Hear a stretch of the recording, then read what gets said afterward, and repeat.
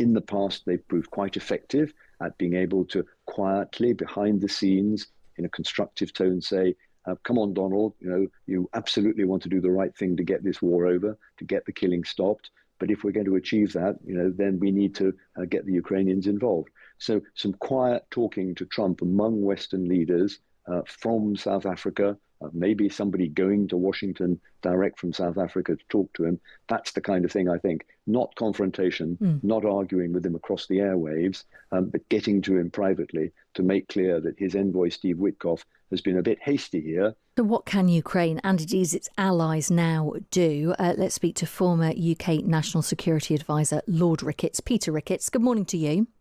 Good morning, Chloe. We keep being told that Europe and its allies have been blindsided by the decision to go behind Ukraine's back effectively, and Russia and the US come up with a peace plan. Should the lack of European involvement surprise us?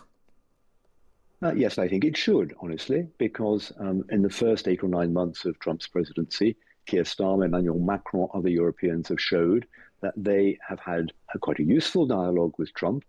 They've helped at a number of points to remind him that what we're dealing with here is Russian aggression. This so-called peace deal reads like the kind of document that you might impose on a defeated and humiliated country that had been an aggressor and failed, but that's not at all the case.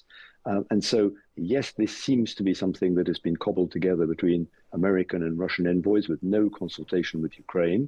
That is a serious problem, of course.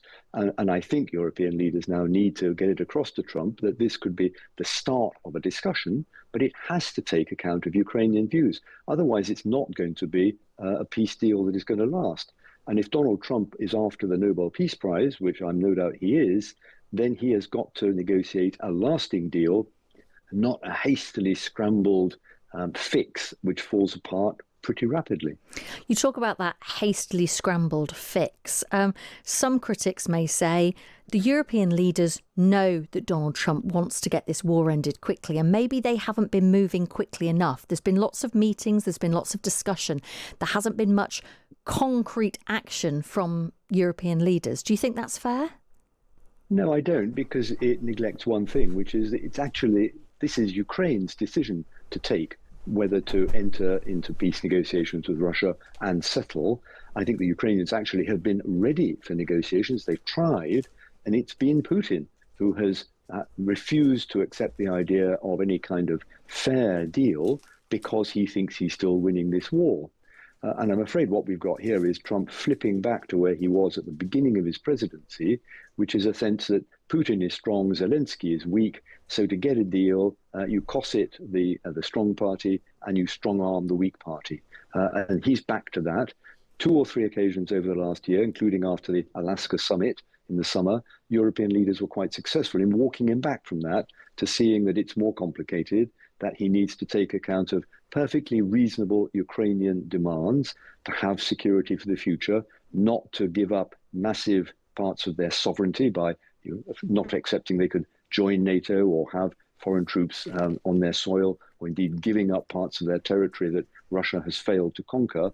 Those are perfectly reasonable demands, and it's right that negotiations should take place on them. So, I think Europeans have been ready to back Ukraine, but they've not been ready to try and force Ukraine into a deal before it's ready. What happens if this isn't the starting point, but actually the final deal, the only deal that is on the table? President Zelensky talked about this being such a difficult decision between losing Ukraine's dignity or losing US support. If this is the final deal, what does Ukraine do? My guess is that in its current shape, Zelensky simply can't accept this deal. He's been very careful not to reject it, to look constructive. That's right. That's the best way to play Trump when he's in this mood. But I think if Zelensky agreed this deal, he'd be out of office pretty quickly, because I don't think there's support in Ukraine for the kind of surrender that this would represent. So my feeling is he would, in the end, have to say no. The Europeans would have to stand with him, and we would then be into a period where a risk of the Americans walking away. And it's good that Trump has not absolutely ruled out continuing some support to Ukraine. But I have a feeling that what's going on here in Trump's mind is either I get a deal which looks great for me, and I can put it to the Nobel Peace Prize Committee, or I walk away from this and we leave it to the Europeans to continue to support Ukraine if they want to go on fighting. Both of those are extremely difficult options, to use Zelensky's word, but I don't see how he could possibly accept this. And if he doesn't accept it, then I think the Europeans are committed, quite rightly, to standing with him.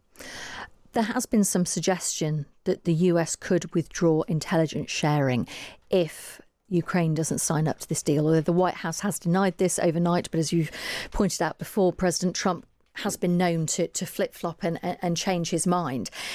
If Ukraine decided not to accept this deal and there wasn't movement within this deal, the real problem would be if that intelligence sharing between the US and Ukraine was withdrawn. I mean, that would leave, presumably, Ukraine high and dry. Well, I'm not sure. I agree. I think the most damaging thing would be if the Americans refused to allow the Europeans to go on buying American equipment and supplying it to Ukraine, because the critical thing that Ukrainians need are those Patriot missiles that shoot down incoming Russian missiles and drones and other kinds of missiles and ammunition and support from the Americans. If that's denied, I think they're in real trouble.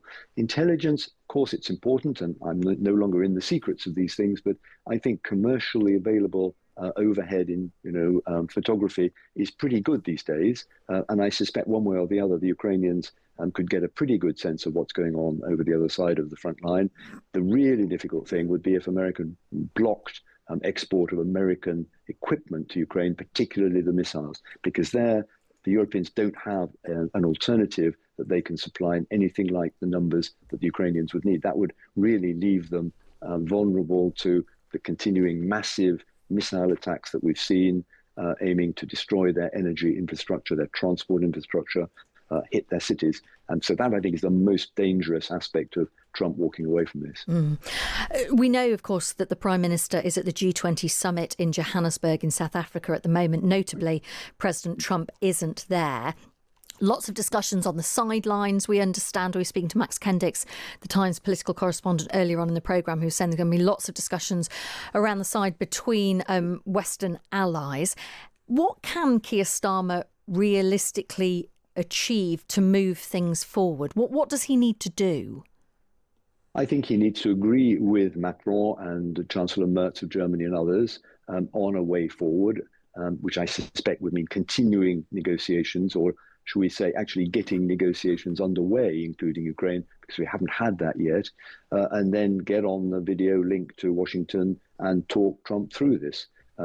In the past, they've proved quite effective at being able to quietly, behind the scenes, in a constructive tone, say, come on, Donald, you absolutely want to do the right thing to get this war over, to get the killing stopped. But if we're going to achieve that, then we need to get the Ukrainians involved. So some quiet talking to Trump among Western leaders from South Africa, maybe somebody going to Washington direct from South Africa to talk to him.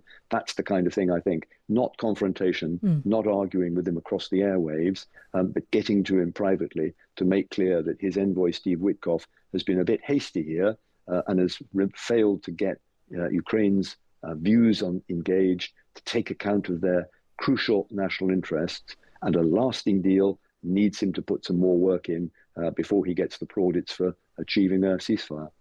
Lord Ricketts, thank you for your time this morning. Thank you. That is former National Security Advisor Peter Ricketts.